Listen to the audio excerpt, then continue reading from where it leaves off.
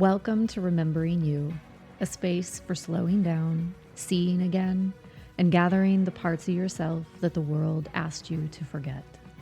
Each week, we wander through stories, ancient, personal, and collective, to explore how perspective changes everything. How what we look at and how we look can open doors to who we truly are. Take a breath, feel your feet. You've arrived. Let's begin remembering you. That's true. That's true. Welcome. Hi. So if I ask you, how do you feel? Mm-hmm. Or how are you doing? Yeah. Or what is your experience right now? My assumption is that there's a number of ways that you're going to check in with your experience as a human. Yeah.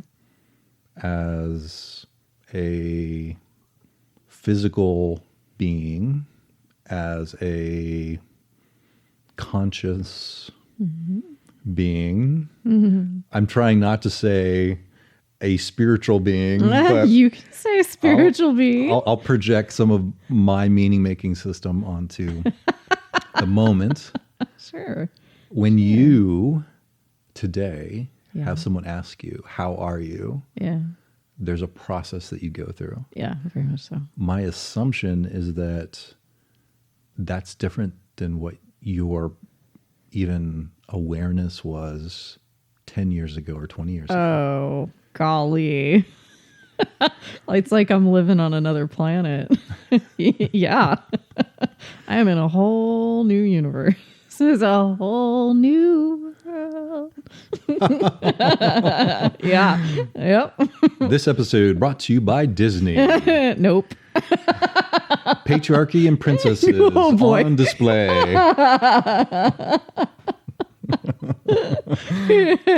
Yeah. It's I have some well-worn paths and structures and kind of like neighborhoods that I visit very frequently. It's like, I don't know, Cheers, that old show, walking into Cheers and everybody says hi, a place where everybody knows your name. It's like that. I love that. Yeah. So I will ask you that question and what your experience is at the end of our podcast today. Is that all right? That sounds great. Can I salt the oats? Yes. There's the hook. Salt the oats. We've got them drawn in. Welcome to Remembering You podcast, friends. Hello, everybody. Whoever you are and wherever you are and whenever you are, we are really glad you're here. So much love and gratitude Yeah. for the journey of pausing and remembering you. Yeah. And what is valued, what experience is, and recognizing that the way we see the world is what is our experience. Yeah. Today we're talking about emotions because not only are they, we would probably both say, a big part of the human experience, but they're also helping us respond to some pretty big happenings in our world. And those big happenings in our world are invoking or drawing out feelings, emotions, and sometimes we don't know what to do with it. Like we can rage post. Sure. Or I can give you the cold shoulder because I don't want to talk about anything because I'm dealing with stuff on the inside. Yeah. But maybe we can look at how there are healthy ways to connect with our emotional interior and ways to express what our experience is from an emotional side. Yeah, I got a little hijacked this last week with emotions and didn't even realize it until I don't know what night it was. I was probably Wednesday night, and I kept waking up with this, like, I just could not sleep, and I had anxiety in my chest. And I was like, what the hell is going on? Like, I consciously, there wasn't anything running through my head. I just physiologically was amped up, and so I was like, okay, I'll do a meditation. And so I put my headphones on, and I'm laying next to you in bed. It's like 1:30 in the morning. And I'm engaging in a practice that, is a well-worn groove. And as I settle, or attempted to settle into that space, it revealed to me just how disorganized I was on the inside. I was like, oh crap, I am totally hijacked in some reactivity. So it's not always obvious. At all. No. Which is sneaky. Emotions can be very sneaky. It is. It is very sneaky. Yeah. Talk about, maybe as we're setting things up, what is the idea of social emotions? Yeah. Okay. So, because those of us who are on social media or are listening or watching the news, there's a lot of content that is bouncing into our experience, and it needs to go somewhere. Right. Oh, there's so much going on right now. And I also want to name, so before I answer your question, I want to name that there is so much going on, no matter what side, so to say, of everything that is happening right now, you are on. Like, everyone is having a lot of feels. So I think, those of us, my political team, we are more upset than your political team. Exactly. Thank you. I'm like, how do I say this? Yeah. Like, we tend to think that we're the aggrieved ones and are like having all of the things happen to us. So, and that may be true from a perspective, but I think it's so important to recognize that both sides feel that way intensely. Anyway,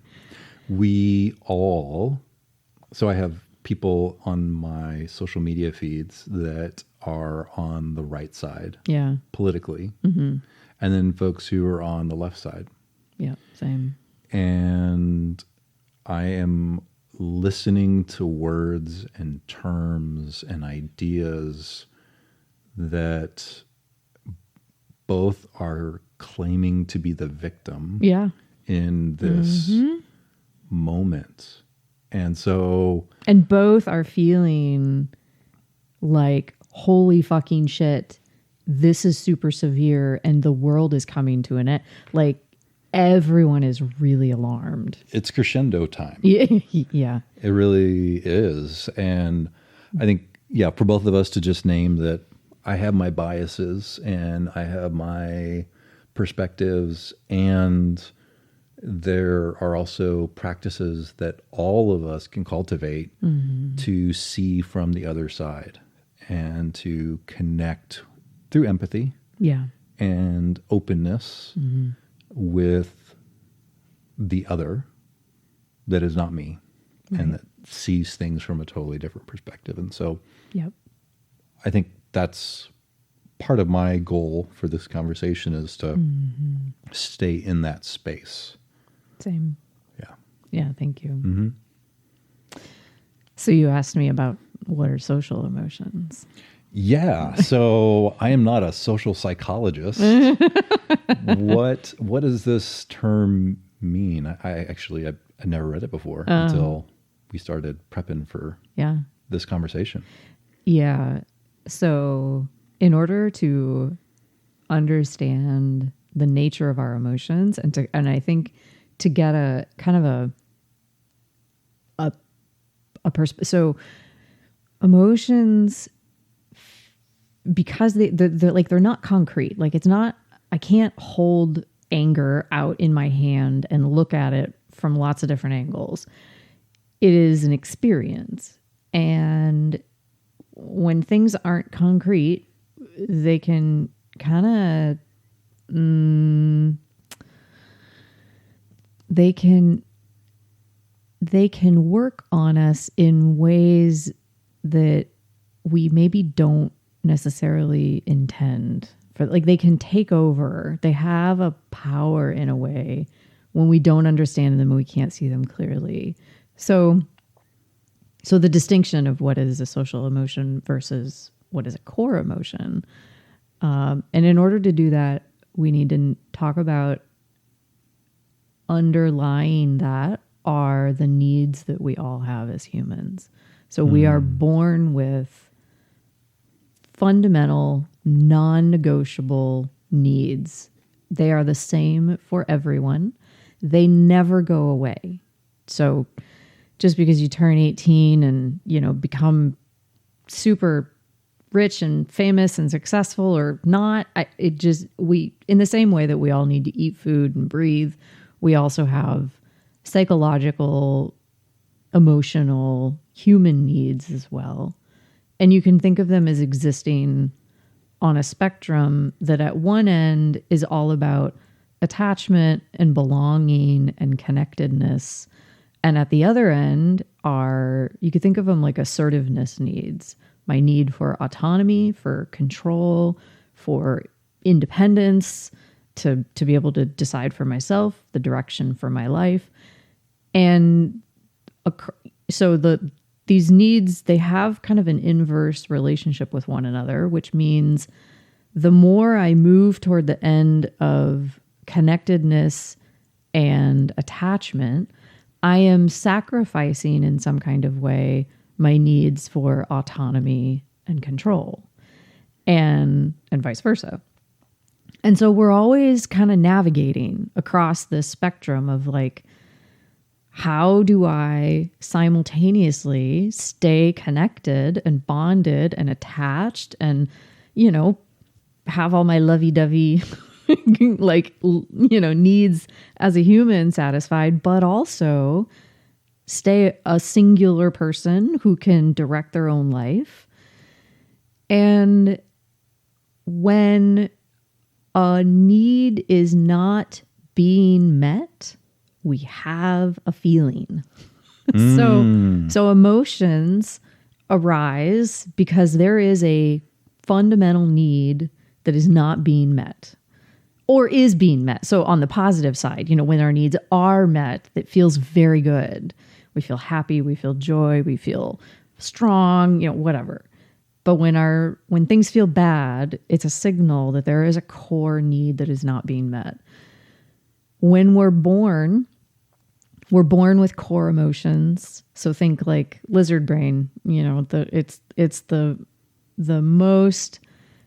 lowest, so to say, parts of our brainstem, amygdala, that we share in common with like lizards and lower quote unquote animals that we all evolved from. And so a teeny tiny baby, when they're very first born, can feel anger, can feel sadness, can feel fear. That's about it. Just those three. Just real basic. That's the color palette. Yeah. Mm-hmm. Mad, sad, afraid.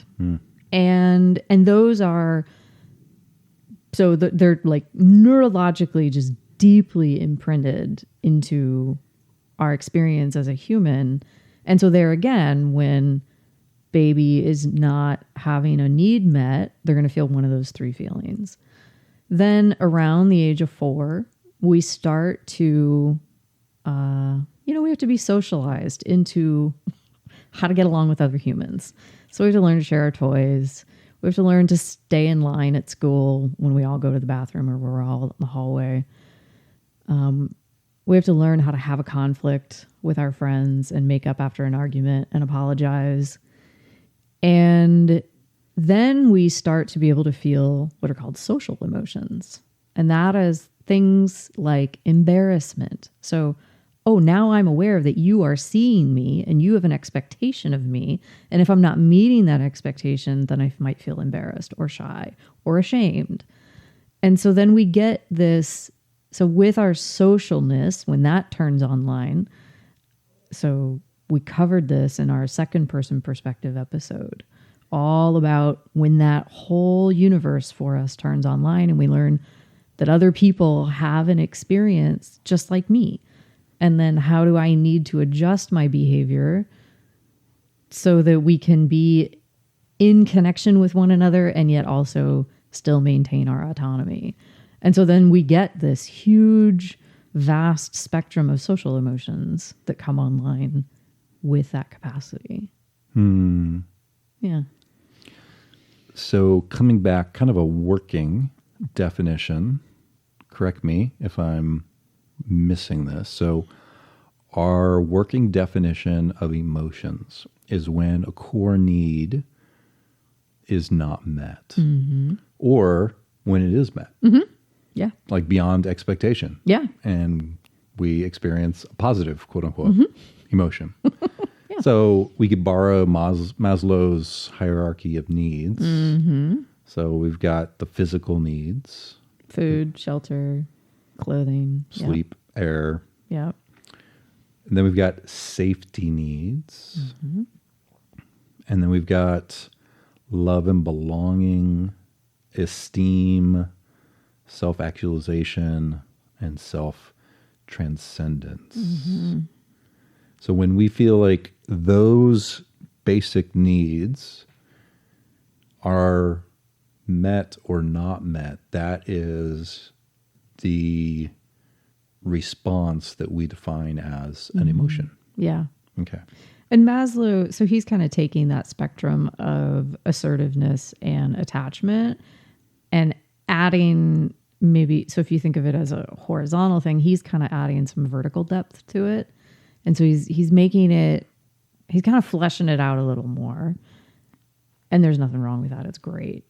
But we could even just keep it even more simple and be like, when I'm feeling too far away or too far removed, when my attachment needs are not being met, that's painful. But also when my autonomy is being invaded on or harmed in some kind of way or threatened, that too does not feel good. And vice versa. Yeah. So I'm curious, in my first marriage, I experienced codependency. Yeah, same. Yeah. Me too. Yeah, so the experience of my emotional experience is all about me. So that would be kind Core. of narcissism. Yep. And then she had to meet my needs. That is codependence. When someone else is looked at as... Oh, like you're relying on her to meet your need or vice versa. Yeah. She has to be happy all the time because in order for you to feel happy. For me to feel happy. Yep. That's right. codependent. Yes, very much so. And that's not. Right. Now, obviously, as her husband, you cared very much about whether or not she was happy. And that, so can you maybe tease apart, like, where does the line get crossed between the way that we as humans do genuinely care about whether or not other people are happy around us, then where does that start to slip into codependency? So when someone feels me feeling into them and that pressure to perform is there. So when they can feel Ryan's not happy unless I'm happy, that gives them a particular pressure or bent. Yeah, it can be anxiety producing. Another way to say it, so this would be how it fed into my first half of life marriage. The dynamic between her parents was such that her dad, when he would come home at the end of the day, would check in with his oldest daughter and ask, how was your mom's day? How is she? What's going on? Oh, man. Yuck. There's so much there. Toxic on so many different levels. Oh, wow. So Okay. it became her responsibility to be a go-between or to manage her mom's experience and then to relay that to her dad. Yeah. And that dynamic played out in our relationship, in our marriage. Yeah, I meant, like, was she managing your experience? Yeah, like she had to manage her mom's and dad's. Until she couldn't Oh, sure. or didn't. Right. And then I think that's when stuff hit the fan Yeah. and a lot of things shifted and changed. Yeah, of course. So the idea of core versus social emotions, like there's a whole lot of different dynamics that are coming into play because my core dynamics were influenced by my family of origin. Yep, By as my- all of us are. Yeah. The way I saw my parents interact Yeah. or other adults or people that I looked up to, teachers, ministers, community leaders, like all of the way that they interacted also was a part of programming my core emotional needs and expressions. Well, I think it's important to name that our family of origin, like the first 6-7 years of our life, not to say that we don't learn and grow and have new experiences and learn new, or kind of like sort of learn new ways of relating, but I cannot stress enough just how crucial those early years are, because it literally is what lays down the wiring in your brain. So the first several years of life, our brain is, we're not exactly born as a blank slate. Like we have instincts, for example. All babies have reflexes and, startle response. And, we automatically yank our hand away if something is too hot. We don't have to think about that. We don't have to learn how to do that. So we do have some, of course, wiring, but the way the brain grows those first several years and what we learned from mom and dad or the other significant siblings, teachers, other significant people around us, how they treated us, what the emotional weather was like, so to say, inside the home that we grew up in and between the important people in our life, that just becomes what we expect and what feels true. And we carry that around with us for the rest of our lives. And most of us, I don't think, are aware that we have kind of this template or maybe these pair of glasses that are on our face that we don't know are there, that is then coloring how we see the world and how we make sense of what other people do and what they say and what we're feeling and what seems like what we should be doing and saying. So that, and all of that is emotional, fundamentally. Sure. We can kind of get smart and think thoughts about it, but but fundamentally, it's like. So maybe like one of my friends is dating actively right now, and he keeps having the same experience over and over again. Like he's beginning to recognize there's a pattern in his life. Number one, he's dating the same type of people. And they all have the same pros and cons. And he keeps getting to the end of the pro list faster and faster with these folks. Yeah. And running smack dab against the cons. And it's like getting more and more intense and sped up. Yep. And he doesn't understand why. Right. So he's starting to ask the question, am I broken? Oh. Is there something wrong with me? Oh, dang. And Breaks my heart. there's not anything wrong with him. No. Oh, gosh, no. And there is a pattern Yes. in his experience Yes. from his childhood, more than likely, Yes. that has programmed him to look for a certain type of person. And he doesn't even realize he's doing it. He doesn't realize that he's gravitating towards his quote unquote type. Yeah. And it's not a blonde or a brunette. Yeah, no, it's not about physical appearance. I mean, sometimes it is, but we're talking about something deeper. Absolutely. Yeah. And he finds himself dissatisfied and coming to a place of dysfunction that is a part of the pattern of his early childhood experience. Yeah, I think most of us can recognize that when we meet people, there's this way in which we very quickly are like, oh yeah, I like you. You're one of my people. Like you're, or no, or there's this way in which we just, maybe we don't like hate them or anything. You know, it might not be intense, but it might just be a very subtle, like, I don't, like there's just nothing there. We don't connect. They don't feel familiar. And that's kind of like it's always a good clue.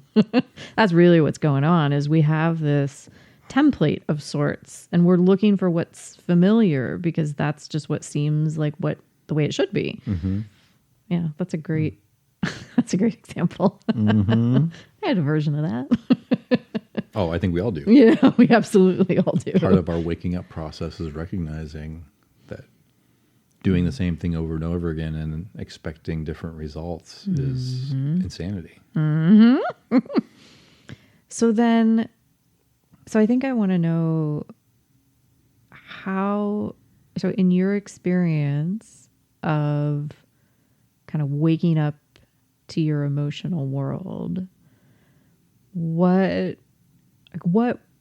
how did you come to that point where you recognized, oh shoot, this is something I need to start getting more familiar with, paying attention to? That is a great question, my love. There are a lot of different, I would say, mirrors in my life that have been a part of reflecting back to me of what my experience is. And I haven't always recognized those mirrors.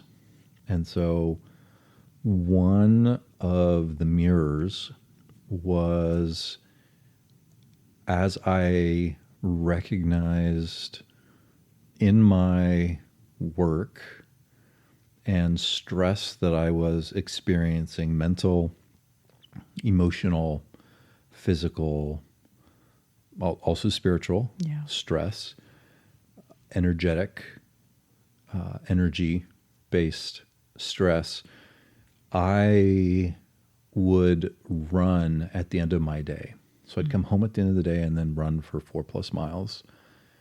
And it was a part of my process of discharging all of the negative or troubling or letting off steam in my experience.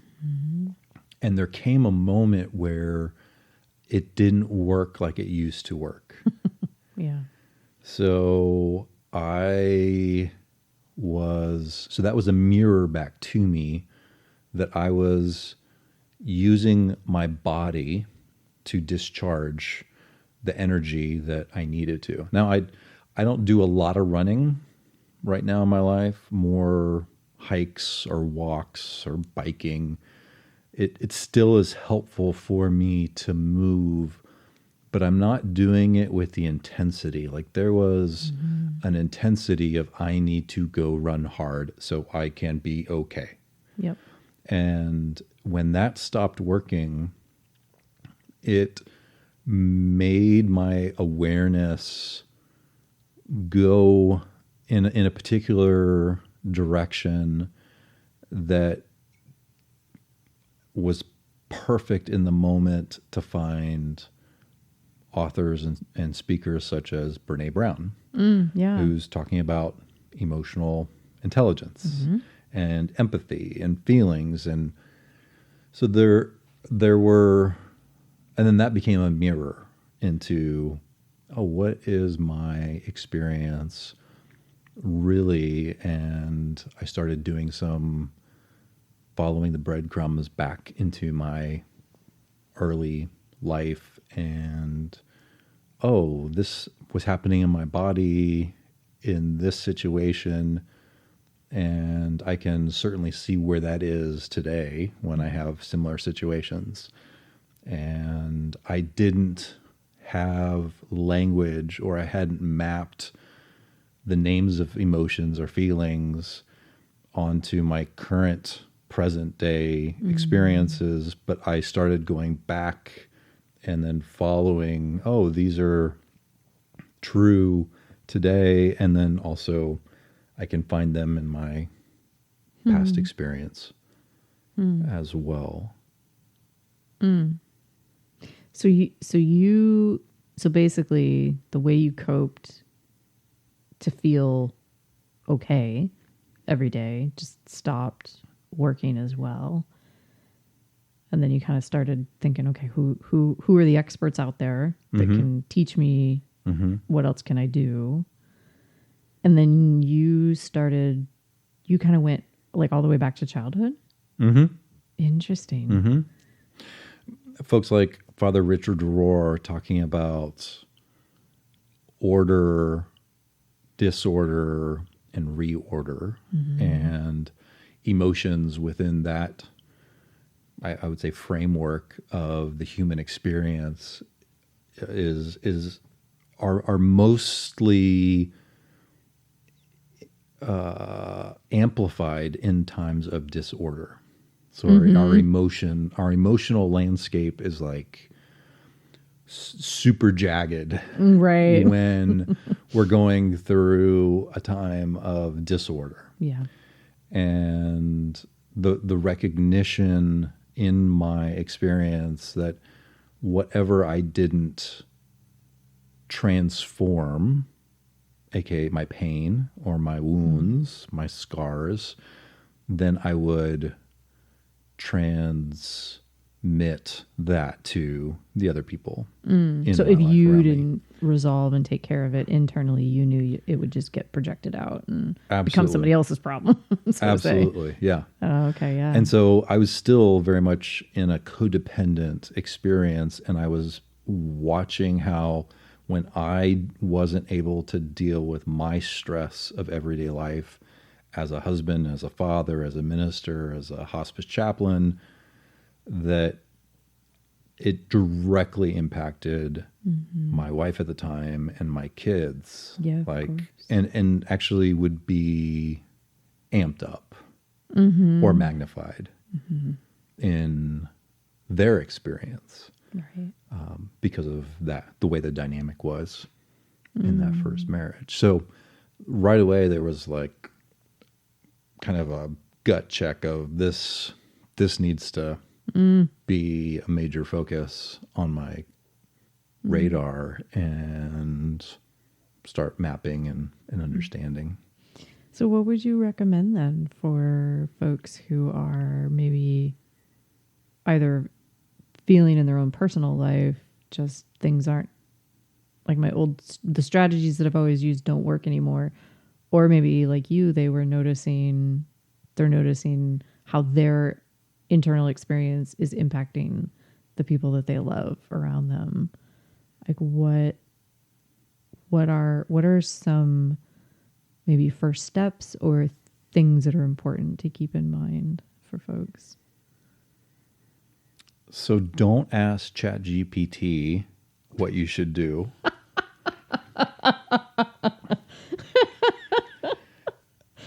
So it is it is important to have living flesh and blood be able to look you in the eye and to receive what your experience is. So to have people who can say, I hear you, I see you, I'm not turning away from you. And so as a listener, if you're like, man, I wish I had people like that, like they're out there, we're out there. And it's important to create those type of relationships and connections where there can be some vulnerability, whether it's in a professional between you and a therapist or a coach or a minister or a rabbi or an imam. It doesn't matter, as long as you have someone in your life or are looking for. If you look for it, it will come to you. Yeah, Like, open your true. heart and your mind to the universe, ask God, the divine, your higher power to lead you to those who can listen with empathy and to receive what your experience is. Like, that's number one. We're not going to get that through a large language model Yeah. No. at all. No, we're not. So a large language model can be beneficial Sure. to find resources, but people first, then resources second. So what would you say so there are people who maybe are dealing with some pretty gnarly depression or social anxiety, like where connection to other humans is the pain point, like is the thing that's not working, so to say, or that doesn't come very easily. And so if you are underwater to such a degree that connecting to another person just is like unthinkable, what would you recommend? I love nature. And if there's a way for you to get into the sunshine, to get onto green grass, to be able to look at the sky and just be in that moment and in that space.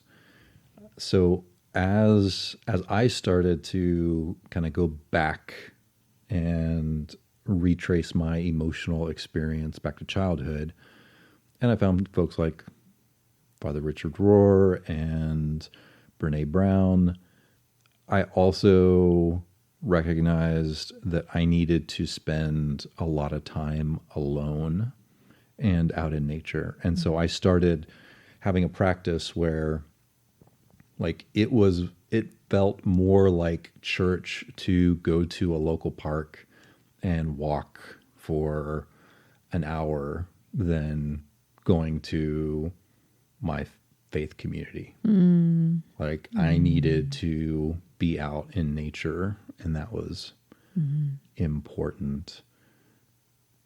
I think eventually each of us come to a place of recognizing that whatever has caused the pain is also the pathway to our growth and freedom and life.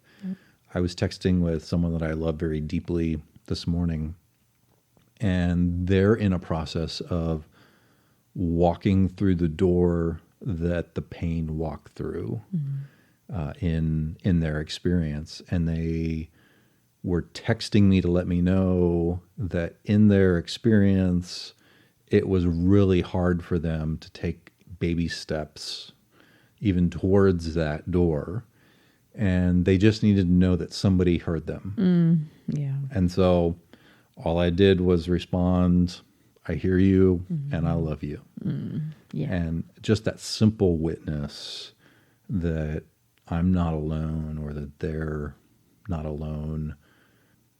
I think on an individual basis, there are certain things that can be helpful for us in our emotional experience and beginning to find our footing and sense of ground or being stable, finding our voice, finding our true north, our sense of this is really who I am and what I want and what I value. And it's a journey, it's a process. And sometimes we need to have folks that are skilled and have wisdom to be able to support us through that process. Sometimes I don't need to go to my mom and say, Mom, this is what's going on. My mom is going to do what moms do best. Yeah. I've got a good mom. She's going to listen to me cry or moan or be hurt or upset. And she's just going to love me anyway. Yeah. That's not exactly a life coach or a therapist or a counselor. Yeah. And so I have had some great counselors in the past that were able to look at me in the eye and say, okay, what now? Mm-hmm. Like, kind of holding your feet to the fire a little bit. Yeah, accountability Yeah. is important. That's, I think, one of the reasons why small groups are so beneficial, whether it's a 12-step program or a Sunday school class, a life group class, a men's group, women's group, like someplace where we're sitting in a circle and we're facing one another and having that connection. And if that sounds scary, all of those situations and settings should give permission for silence and just to be present and taking baby steps to enter into a space where there's wholeness and acceptance and a lot of grace offered is quite a blessing to be a part of creating. And it's co-created. Like It is. we all have to choose to step into that uncomfortable space. So tell me what the difference between having an emotion versus being an emotion means. And why does it matter? Having an emotion versus being an emotion. So being over-identified, I am angry, versus I have a feeling of anger in my experience. That helps give some perspective to what is going on the inside. I'm curious, what was that experience like for you when you began to realize, wait, there's a difference between I am rage against the machine versus I am feeling some anger right now. Yeah.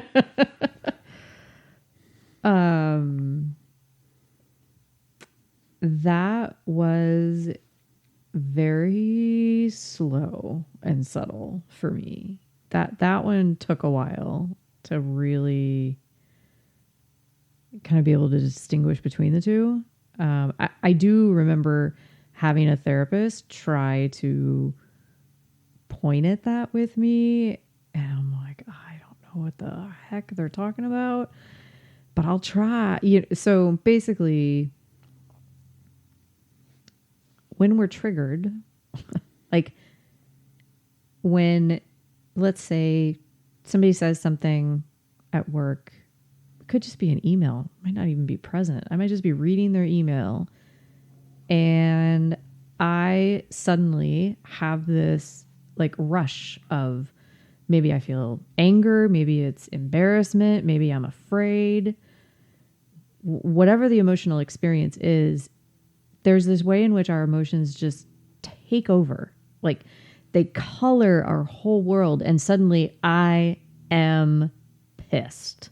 Like I am embodiment of anger. It's just in my blood, and I'm thinking these thoughts, and maybe they're racing, and I'm planning how I'm going to get back at them, or I'm, wondering what I'm going to do next. And so it kicks off this whole chain of events.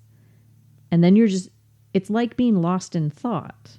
It's the same thing. You're just lost in the emotion. You are lost in your own sauce, and you are not the cook in the kitchen. So that's being an emotion. But simply having an emotion, like we all have emotions. This is totally normal. We don't need to try to get rid of them. They're not a problem. When we can observe them and stand back from them and take a perspective on them. So I think for me, I didn't have the capacity to actually observe my emotions versus just totally being at one with them until I started to be able to label them and name them accurately and like connect to them more fully and be like, okay, this that I'm feeling right now, like this is anxiety and it's in my chest and my chest feels tight. And all of that like gave it a structure. It gave it kind of a shape. It allowed me to see it more objectively as opposed to it just taking over everything and like totally, in a way that I was utterly blind to. And then of course, if I can't see it and if I can't, if I can't stand back from it, then I am hopeless at ever trying to do anything with it other than just kind of riding it out. And that was always my strategy. I mean, that was the only strategy aside from I too did the running thing like you did. So that works pretty well. But I imagine you had the same experience. You notice how you have to do it every day for the most part. Like it's just a Band-Aid. It doesn't actually resolve anything. And that's kind of another clue, I think, in our own lives as to whether or not the thing we're doing, like, is it just a Band-Aid or is it really fundamentally resolving the thing in a meaningful way that then allows for maybe some new experiences rather than just like having to go through the same old drudgery every day. Like that sucks. Yeah. Yeah. That way of coping that we find out, oh, this is actually an addiction. Yeah. And it's not helping off conversations with men about porn or alcohol or drugs or video games or TV. Pick your poison. Shopping. Yeah. It can just go on and on and on and on. And it feels like the cycles are getting closer and closer together and faster. And it's like, oh, I just need to do more of this. And ultimately, like, the hit just doesn't do it like it once had. No. And so looking out, I agree that there are moments in our life where like we have to reach out because we don't know what to do. And it's like, ask for help. And it's... Well, yeah, sometimes we're so lost in our sauce, there's just no way we can get any perspective on it. And I think that's where other people really come in handy. It's like, can I tell you all about the thing that I'm feeling and going through? And then through that, maybe I'll see myself a little more clearly, or you'll reflect something back to me where I'm like, oh, I hadn't thought of it that way. And it's scary to acknowledge that I don't have it all figured out, or I'm not able to cope, or there is something that is besting me in my experience. And so to be vulnerable in that way is actually a sign of great courage and strength. Yes. To say, I need some help or some support. Yeah. That reminds me, can you say or speak to why not like suppressing your feelings is not strength? Like, why is it so important to feel your feelings? And why is that actually more, what's the word I want to use? Like, why is that a signal of genuine strength and resilience versus turning our head away or denying that they're there, or just kind of trying to keep them under a cover? Good question. So growing up in the Christian tradition that I did, there was a lot of Bible verses to bypass what we were feeling or experiencing. But I didn't recognize how awful it could become. So for instance, be angry and sin not. So the idea is I can be fuming on the inside, but as a Baptist, we believe that we sin in word, thought, and deed every day. Sure. Like, I can't believe that it still just rolls out of my mouth like it does. We sin in word, thought, and deed every day. How many times did I hear that from the pulpit? Sunday night or Sunday morning.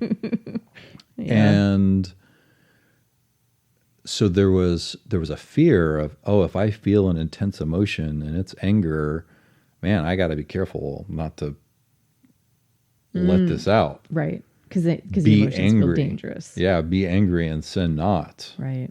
Right. So like the devil is crouching at the door waiting for me to just like blow my top and be angry and to say something or do something wrong. And so I would use Bible verses to try to suppress my feelings of anger. Yep. You would use a good thought to get rid of the bad thought, kind of thing. Ultimately, the mind is winning and in control, and that is not moving forward as a human, right, or resolving, or even coping with what is true in our experience. So I didn't find like how awful this was until I started seeing it over and over again. And it was with a couple family members of hospice patients that I had. There was this is early on when I first started providing spiritual care and end-of-life counseling and grief support to family members. And there was this beautiful little old couple in Austin, lived in Austin their whole lives, raised their families, just a delight. He had cancer and they were both way up there in their years. They'd been a part of one of the major, I would say, traditional churches in Austin. And as he began to decline, I am spending 1 to 2 hours every week with him and his wife. And she could sit in the room as I was talking to him, praying, reading scripture for only like maybe 10 minutes max. And then she would have to get up and go work in the kitchen. Yeah. Or do laundry. Or like she's in her 80s and she's going out and doing yard work. She had to keep herself busy. She could not sit with the grief and those feelings. And so when my visit with the patient came to an end, I would say goodbye and go to find her to check in, let her know I was leaving. And I would always ask her, how are you doing with this? And she had a Bible verse that she would always come back at me. And literally it was come at me. So like I felt like I was the devil in that moment. I would say something like, how are you doing with his recent decline? Like you're having to cut up all of his food. He's not able to feed himself like he used to be. How are you doing with that? And she would say, all things work together for good to those who love God and are called according to his purpose. Yeah. And I would just look at her and accept where she was and what her experience is. And immediately I would have this red flashing sign in my head that said, denial, denial, denial. Yeah. And I can laugh about it now. That pattern over and over again. So she was bypassing her anticipatory grief. And that reservoir just kept getting bigger and bigger and bigger until the day that he passed.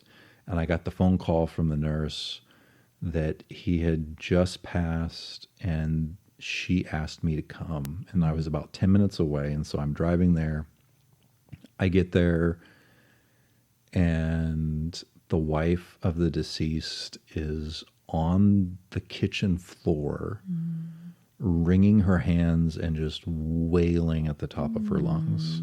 Like it was the most guttural, primal cry that I had ever heard in my life. And she was literally breaking apart on the inside from the devastation that her partner of over 70 years had just taken his last breath. And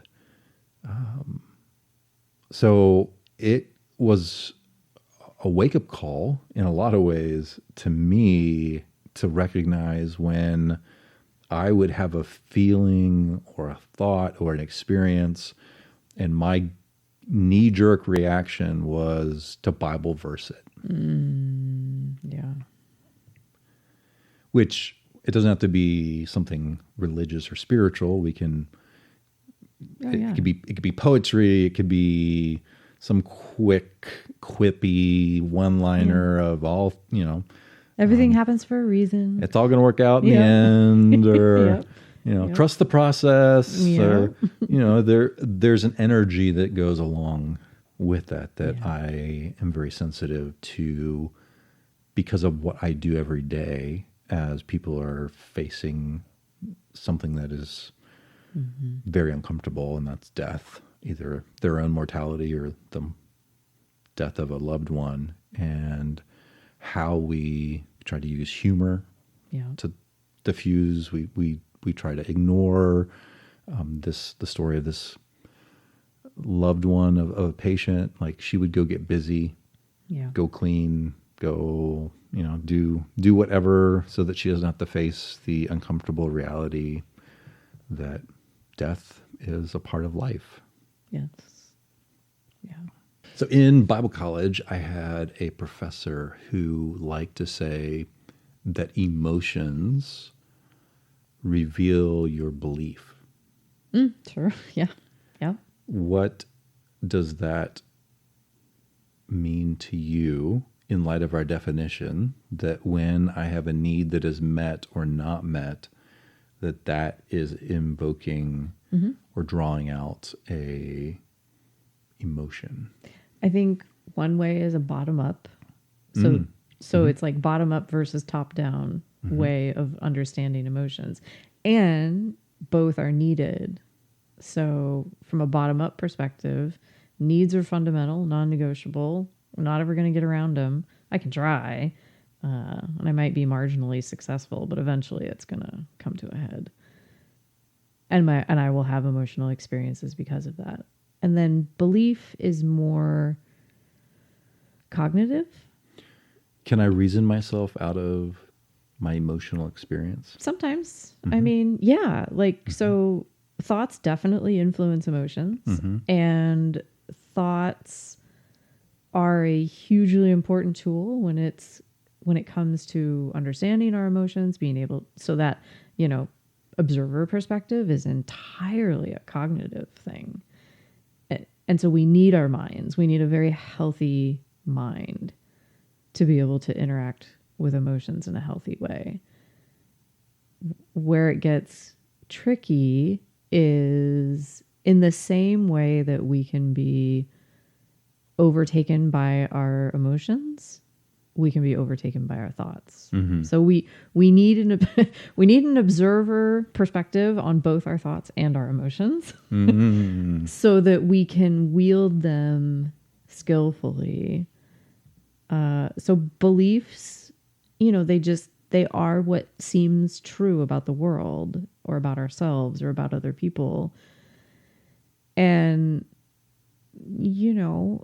we're all guilty of having ridiculous beliefs, like beliefs that worked at one point in time and then don't after, maybe in another context or just once we get, to a certain age or, and so our beliefs need to be able to change and flex and shift just the same way that everything else in life does. And so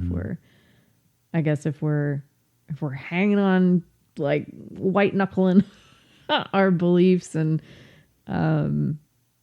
if we're feeling offended at everything, I guess mind can be such a slippery, once again, I think a call to slowness and connectivity with other humans in a way that is bringing us openness, ground, peace.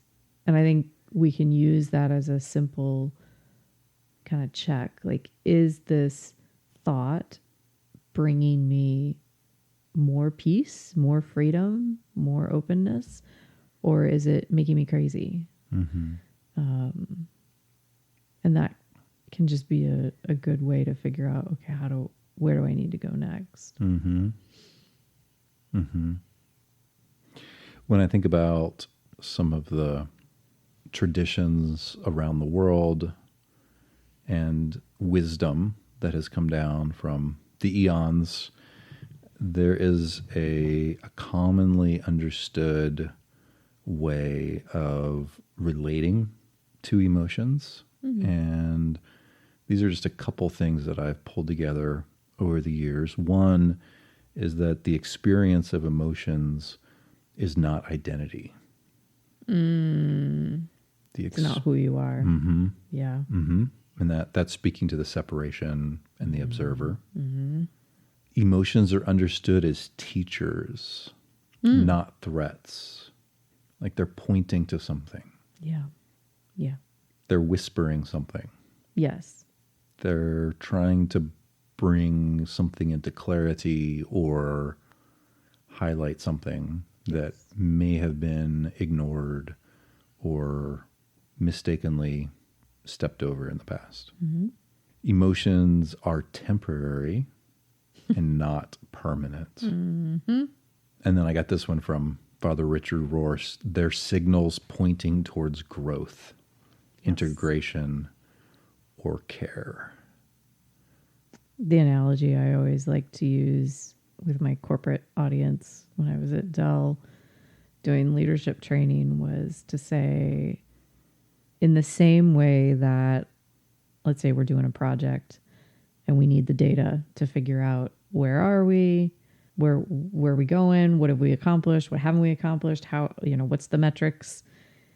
In the same way that we wouldn't, if we're being a good worker, so to say, or a good scientist, we don't ignore certain data just because we don't like the story that it tells us or the outcome that it's pointing toward. And with emotions, it's just like emotions are just data. They're, so like you had said, they're communicating something to us that is meaningful. And a couple questions that I like to reflect on around emotions are: when a strong emotion arises, do I experience it as, quote, who I am, or as something I'm aware of? What thoughts tend to amplify my emotional suffering? What changes when I bring a smile or non-judgmental awareness to an emotion instead of trying to fix it? oh, that is a good one. Bring a smile Yeah. or non-judgmental awareness to an emotion Yes. instead of trying to fix it. So can I just let it be, just open to it without trying to fix it, without trying to change it Or fight it. or fight it or make it bigger, make it smaller. Just open to it. That's it. That's so good. And then lastly, can I sense the space around an emotion without needing it to disappear? And I got that from Eckhart Tolle when he talks about feeling into the silence that is around everything. Yeah. And the stillness. Yep. Can I sense the space around an emotion without needing it to disappear? I like that one. that I think would help build that observer perspective really well, because you're kind of stepping outside of it a little bit, seeing, trying to feel what's beyond that. That's great. Good job, Eckhart. He's so smart. And then I think I would give a quick little umbrella kind of holding over all of these ideas is that mature spirituality includes emotional honesty. Yes. And that comes back to that simple check-in of, what am I feeling right now? What is present with me in this moment? What am I bringing in? What is arriving with me in this time and space? My psychology brain would interpret that as to say healthy psychological health means you are in connection with reality, like that there is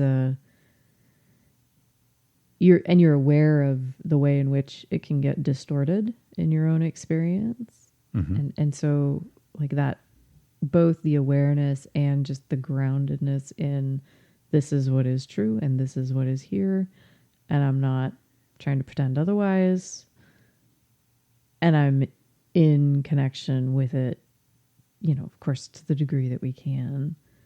Like, am I honest in that, in what's here and how it is? I like that. And this wouldn't be a completed podcast without a Ram Dass quote. Of course.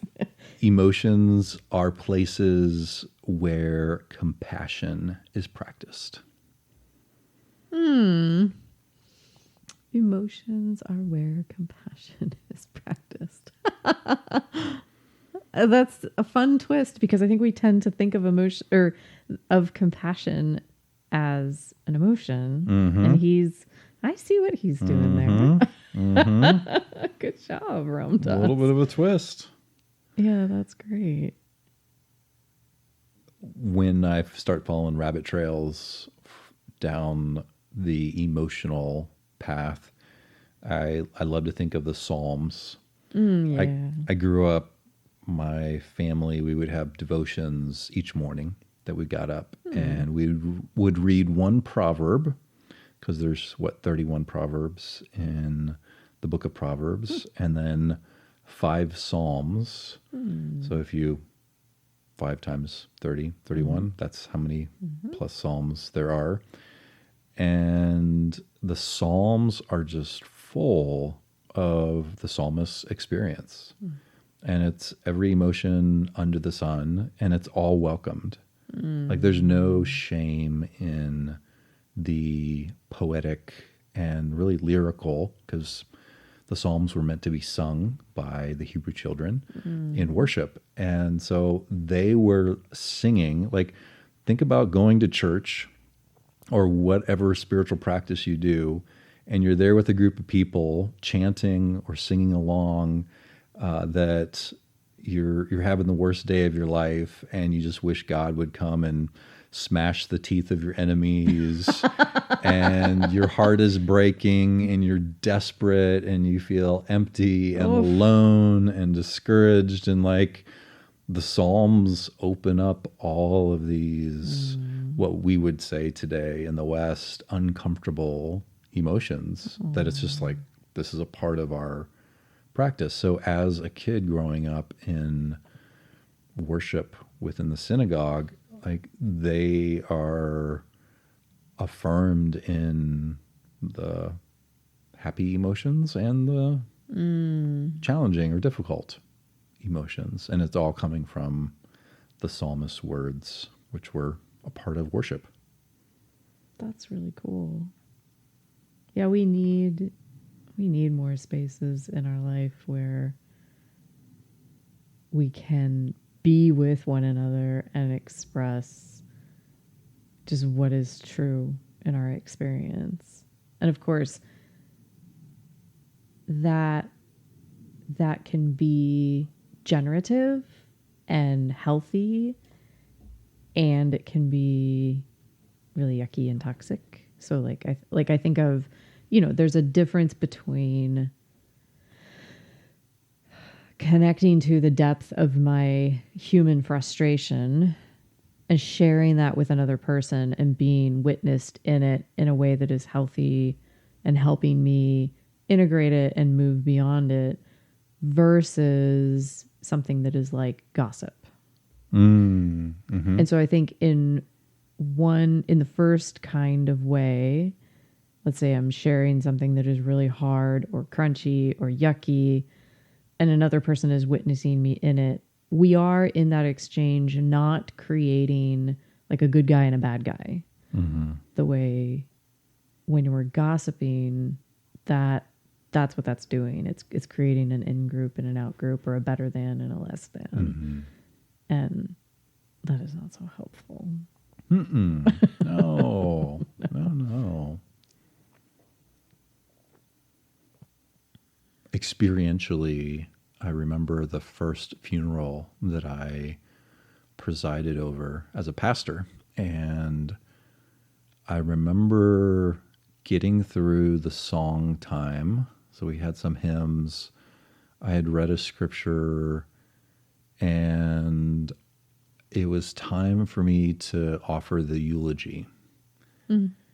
And I remember stepping up to the podium and energetically and emotionally connecting with everyone who was there in that small little church, who were mourning a father and a husband and a friend and a neighbor and someone that had impacted so many different people's lives. And like the depth of the grief, like all there was to do was to weep. And I remember stepping up, and all of a sudden the tears just started to flow. And being in this space of reminding myself, oh wait, it's okay. It's okay to cry. Oh yeah. Yeah. Yeah, it's okay to cry. I took probably 2 to 5 minutes, and I just took some deep breaths. Like, it gave the congregation permission to cry and to feel. And I shared some words about Jesus when he heard that Lazarus had died, that the scripture says that he wept. And there was that depth of emotion. And there was a part of me, though, that was a little bit concerned that maybe people will think I wasn't professional enough. Sure. Or I didn't hold things together and wasn't strong for everybody.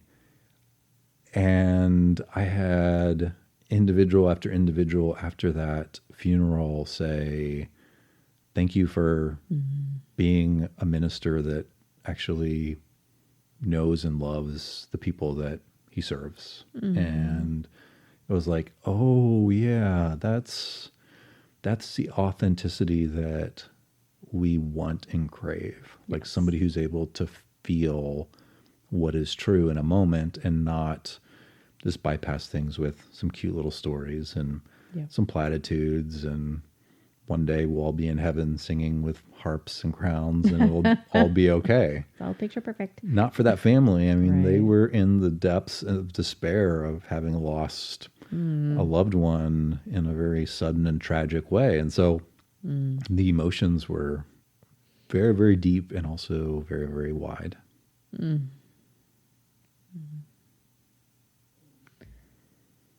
It makes me wonder how you. So obviously, at a funeral, it's totally normal. Like, that is a space in which obviously there's some grief and there's going to be some big feelings, and crying is accepted.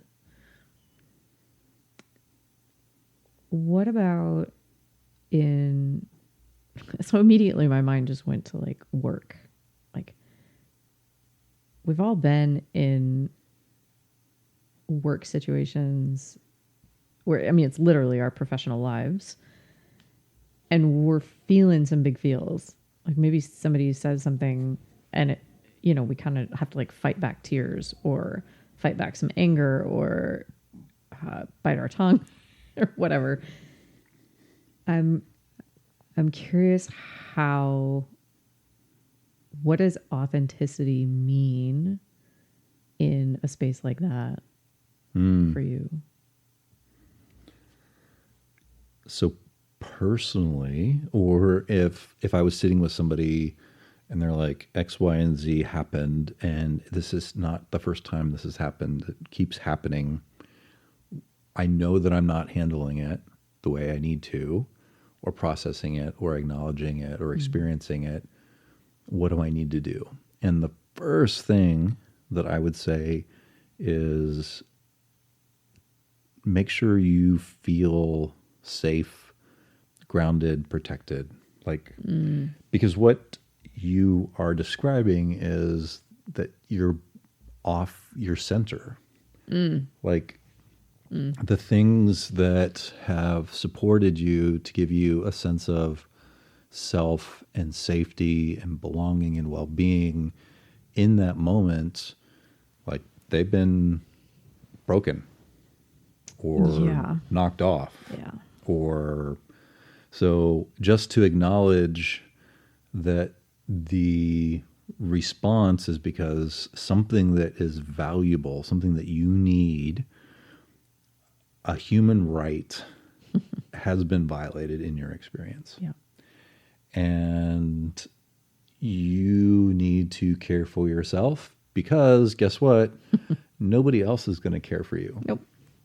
Like it is my responsibility to do self-care. Yes. And self-care is not hanging out with Jack Daniels all weekend. Nope. Which was the answer from one of the team members that I asked the first hospice Oh no. that I worked at. How do you all de-stress and like recoup over the weekend? And he looked at me and said, Jack Daniels. Poor guy. So making sure that you are safe. And this is where it gets a little bit, you have to get a little bit creative, because if you're in a work situation, like, can you take 10 minutes and go for a walk?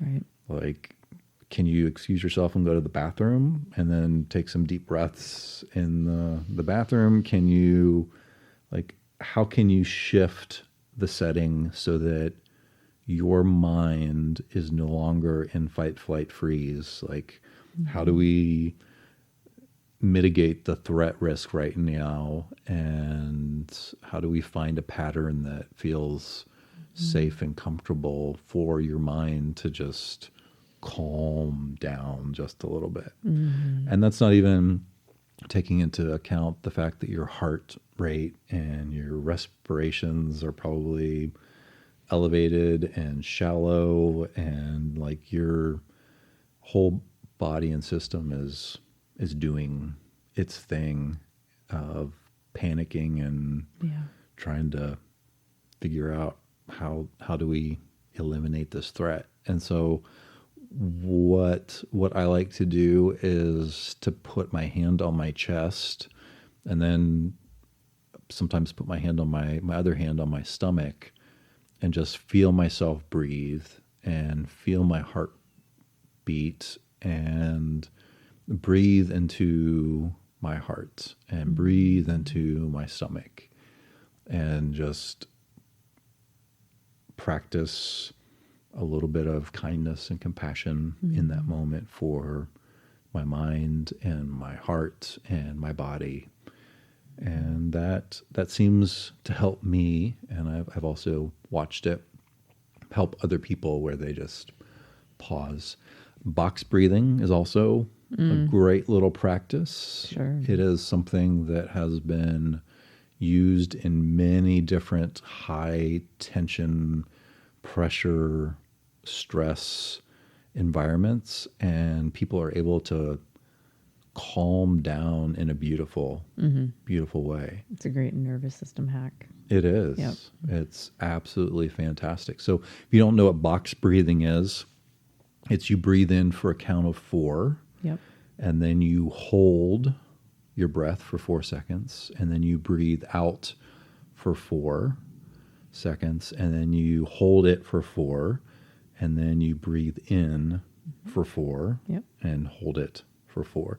So it's breathe out, hold 4, breathe in, hold 4. Yeah. It's this box. Yes. If you think of a little box, that's your breathing. So I recently used that this year. I was in a auto accident where someone pulled out in front of me and I T-boned them going 60 plus miles an hour. And I walked away, which was a miracle. And as I'm sitting alongside the road waiting for the EMS and the record to get there, the EMS folks get there and they hook me up to take my vitals. And the EMS the tech, he was like, I don't think you're doing really well right now. We may want to transport you to the hospital. And I said, well, I think I'll be fine. I'm like, nothing's broken. My neck is okay. My back, I think I'm okay. And he's like, yeah, your vitals are telling me something different. And I was in shock. Yeah, so you were. I couldn't feel my heart rate and I couldn't feel the tension in my body. And I looked at him and I said, well, just give me a second to meditate. And he kind of rolled his eyes and got up to talk to the state highway patrolman and tell him how I was doing.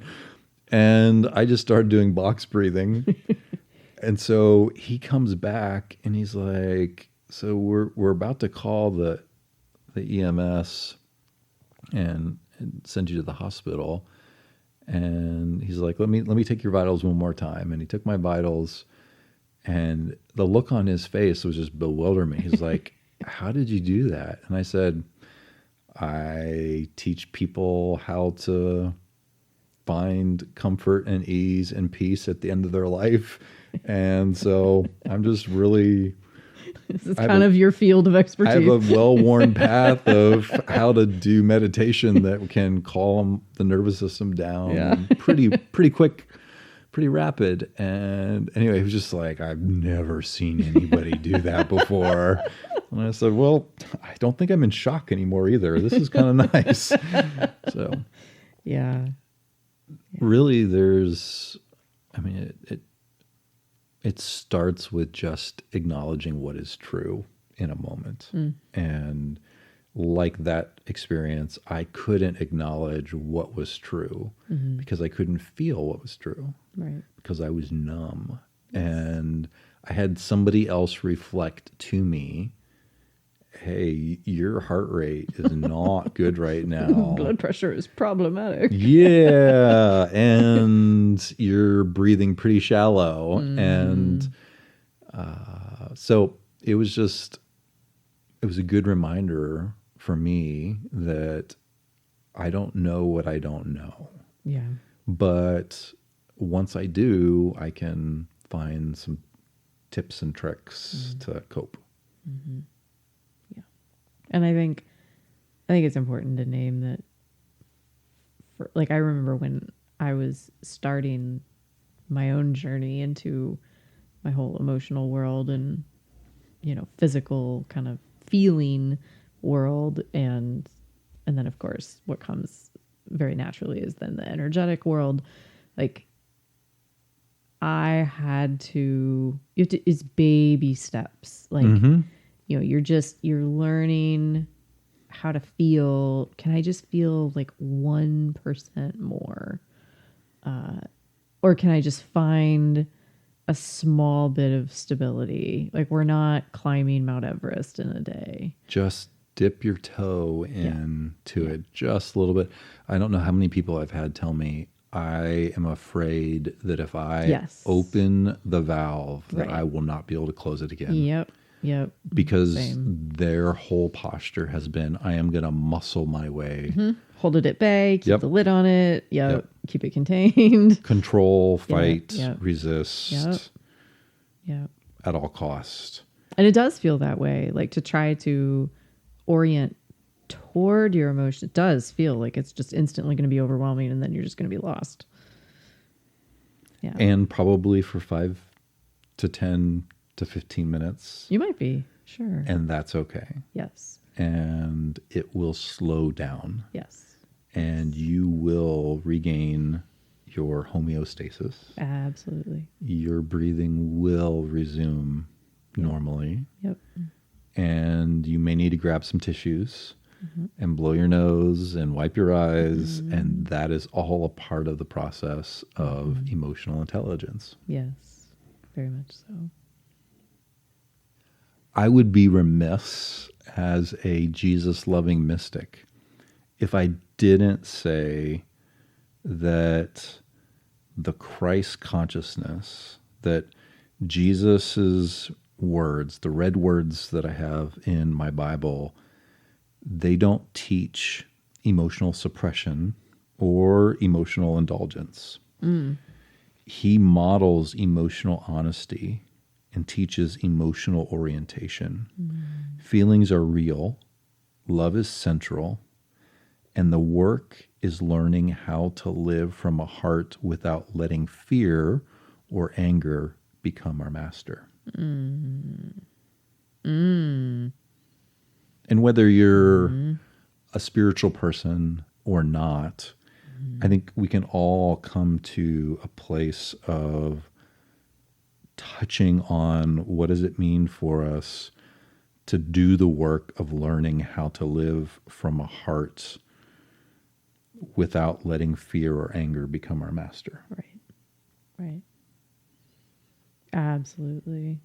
Gosh, it's so important right now. Because it seems like the whole world is just full of fear and anger right now. It is. Yeah. I have people in my life who I love dearly and I have known for a long time that their loved ones have been picked up by ICE. Yep. And they haven't seen them in months. Yep. And it is awful. Oh. Because they were here legally. Like, they did everything right, so to say. Yeah. Yeah. No, it's, I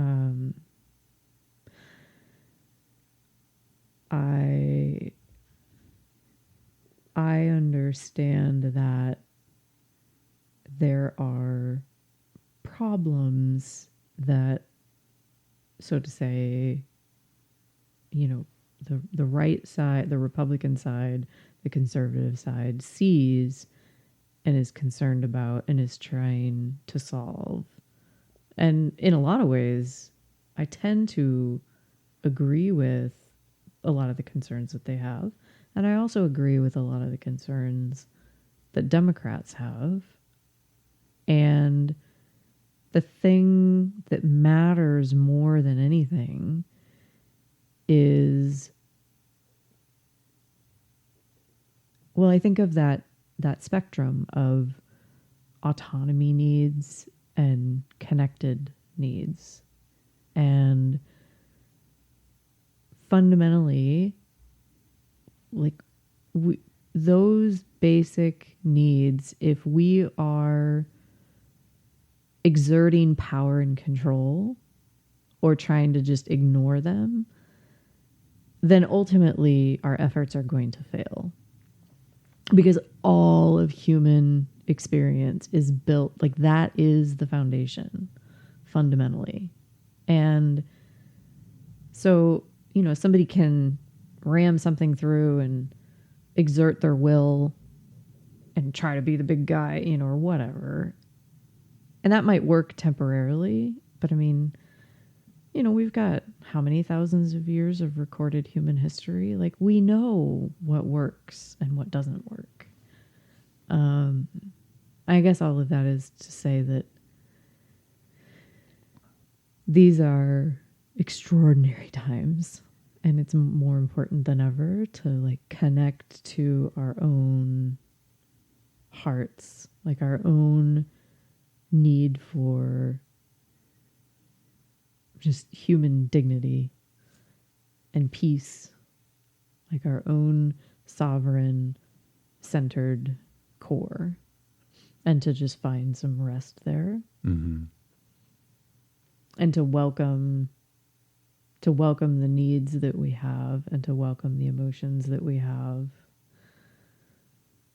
and to just learn how to breathe, and to not, because our mind will want to try to fix it, and it'll want to plan for every possible thing that might go wrong, and it'll want to try to figure out what's going to happen tomorrow before tomorrow gets here. Or it'll want to figure out, how do I seek revenge so this never happens again? All of those kinds of things. And, that's a very natural human thing, but also to stand back from it and to recognize that ultimately that is not going to help me find my ground. And it is not going to solve the problem in the long run. Mm-hmm. So, my love, I asked a question at the beginning of this podcast. What is your experience? What are the steps? What's the process when I ask you, how are you? Mm-hmm. What is taking place in your mind, in your body, in your heart? Would you kind of flush that out for us as we wrap things up here today? Sure. So, first thing I do is find my body and figure out, what am I feeling physically? Is my chest tight, or is it open? Has the tension in my shoulders? Are my feet numb? like it, and I can do that very quickly. It only takes me like a second or two. But I had to teach myself how to do that and be taught by others how to do that. And that took quite a few years and lots. I've had my 10,000 hours on that one for sure. So I find where I am physically, because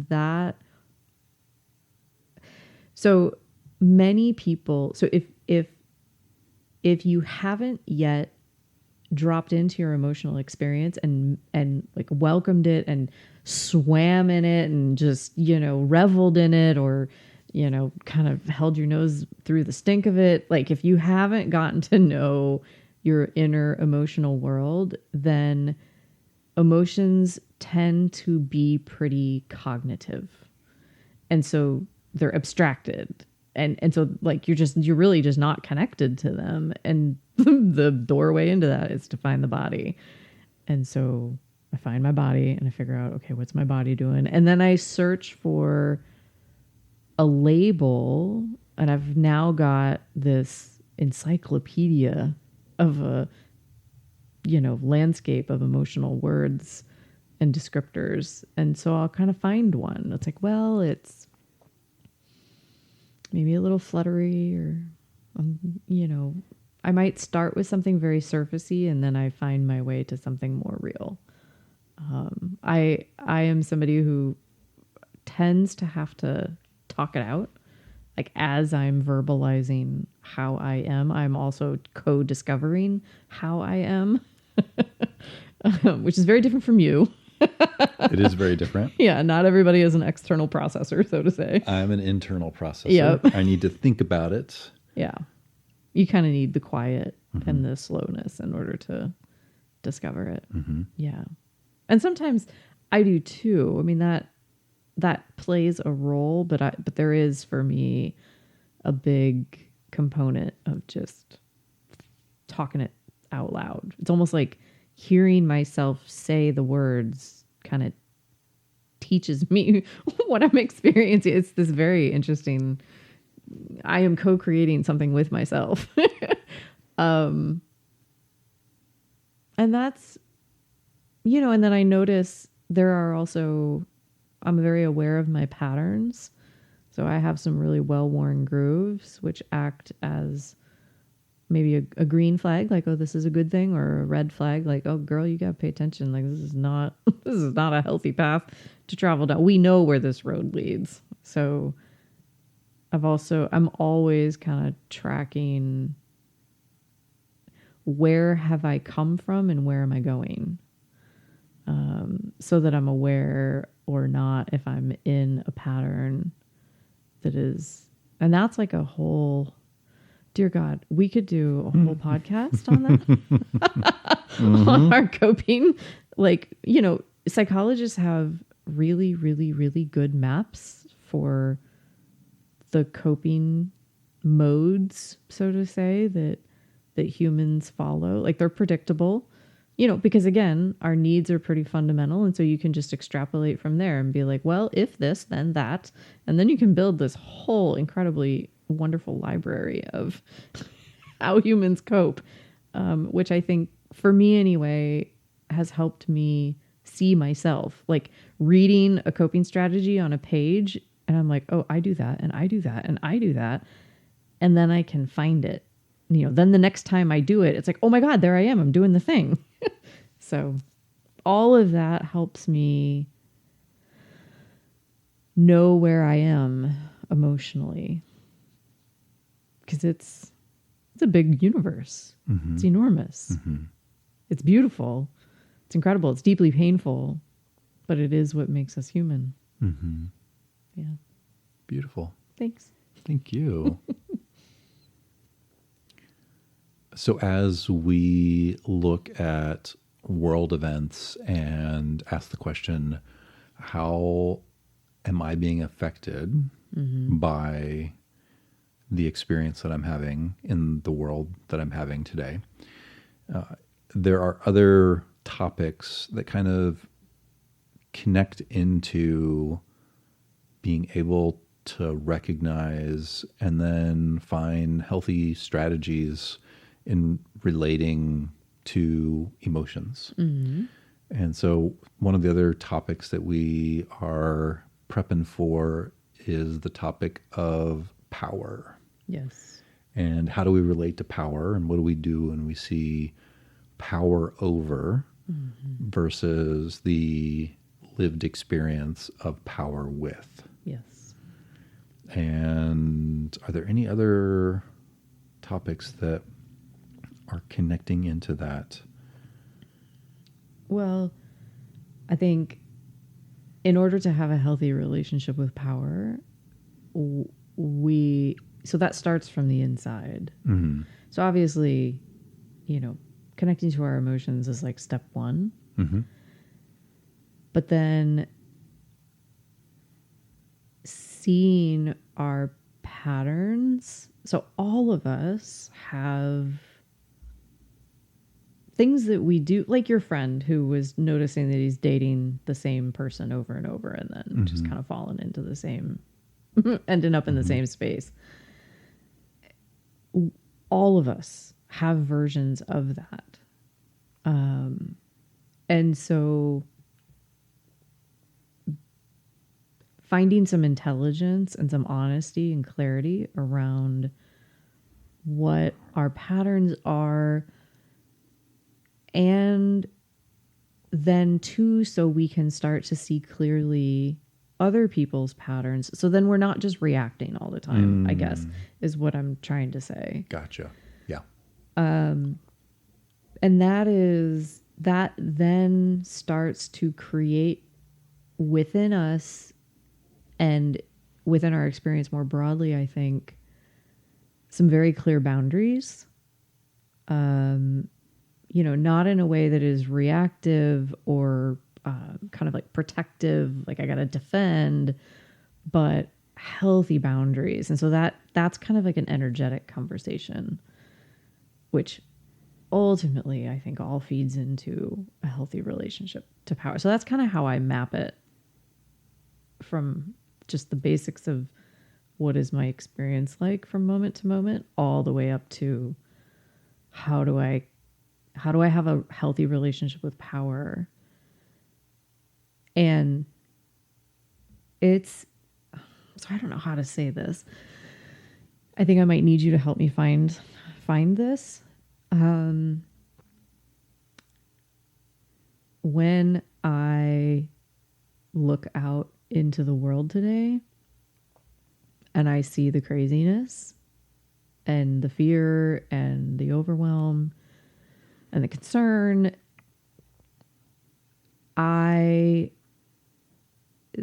so I can look at it through a lens of everything's going to hell in a handbasket and we're all doomed and this is terrifying. Check.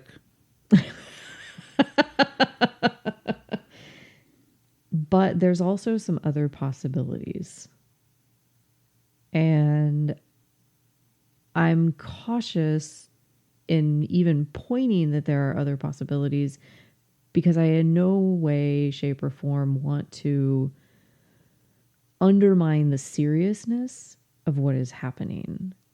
So it's not as a way to, bypass, like you were saying, your lady who would give you a Bible verse despite her husband, declining. So I don't want to bypass the seriousness of the situation, but I also want to point us toward that there's more than just good and bad and right and wrong, and like there's actually a whole universe that is so much bigger than this. And so how would you describe that space? I know you know what I'm pointing at. I can see it on your face. Put me on the spot. Well, because I think that is part of the conversation with a healthy relationship to power, I guess. Sure. Absolutely. I think you said it very well, and I will not use a koan or a riddle, but I will say this. Okay. Any philosophy, worldview, or spiritual perspective that is about helping others and controlling yourself is something that I can get behind. But if there is a philosophy, worldview, or spiritual based way of looking at reality that is all about controlling others and helping yourself, then I am against that. Yeah. And it's okay to find a healthy and a crisp no. And I have very clean no's in my experience. Yes, you do. And there are times and places for those no's to get pretty loud. Well said. Thank you. So what we're going to do to wrap up today's episode is ask you, instead of us leading you in a guided meditation, we're going to ask you to take a little bit of time, sometime within the next 24 hours or so, and just pause and follow the path that Alice Ann gave to us of asking, what am I feeling right now? And starting with your body and moving from there into all of the different parts, your psyche, your mind, your heart. So start with grounding into your body and then move into your mind, your heart, and any other parts of you that come up to ask the question, what am I feeling right now? And whether it takes 1 minute or you want to sit with the process for 10 minutes, I guarantee you that it is a process that can begin to change your whole world and your future self will be thanking your present self for taking a little bit of time and being intentional and disciplined with the way you relate to your experience. The only thing I will add to that is be careful. Notice your mind is going to want to make a story. Oh, big stories. So many stories. Big stories. Here's why this happened. They did this thing, and then this thing is going to happen, and I need to. And that's fine. Our minds are brilliant at that. We actually need our minds to be able to do that for us. But that is not what we are asking you to do with this practice. It's not storytelling time. No, it's not story time. It's really just, what's my body feeling? And can I find a label for an emotion that I'm feeling? And that's it. No storytelling, no ruminating, no plotting. We can do that later. If you want to be a smartass, feel free in the comments below or on social media. Just put, I am feeling ... and what you're feeling. Yes, please. And I'd be delighted. We will see you, hear you, and also connect in our own experience to what is coming up for you. Thank you. You're welcome. Thank you. We'll catch y'all next time. Thanks for joining us today. Okay. Bye-bye. Bye.